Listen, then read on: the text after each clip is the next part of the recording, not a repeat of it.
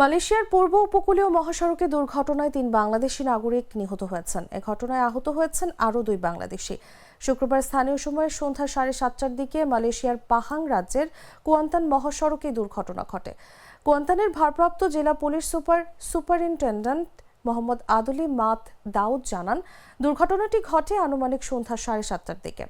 একটি টয়োটা আভাঞ্জা গাড়ি কুয়ান্তান থেকে কুয়ালালামপুরের দিকে যাচ্ছিল। সোজা পথে চলার সময় গাড়িটি হঠাৎ নিয়ন্ত্রণ হারিয়ে রাস্তার বাঁ দিকে ছিটকে পড়লে এ হতাহতের ঘটনা ঘটে।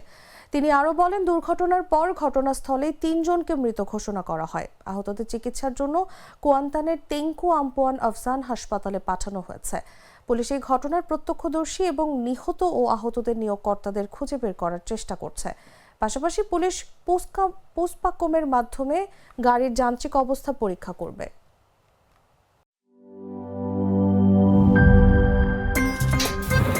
আমার একটা স্মার্ট সিদ্ধান্তে 25% গ্যাসের খরচ কমেছে। ভাবছেন কিভাবে? সাধারণ গ্যাস স্টোভ বদলে আমি এনেছি আরএফএল গ্যাস স্টোভ। এর সাইন্টিফিক নজল ও ব্রাস বার্নার ক্যাপ সমানভাবে তাপ ছড়িয়ে রান্না করে দ্রুত। তাই গ্যাসও বাঁচায় 25%, টাকাও বাঁচে 25%। আরএফএল গ্যাস স্টোভ নিরাপদ ও গ্যাস সাশ্রয়ী।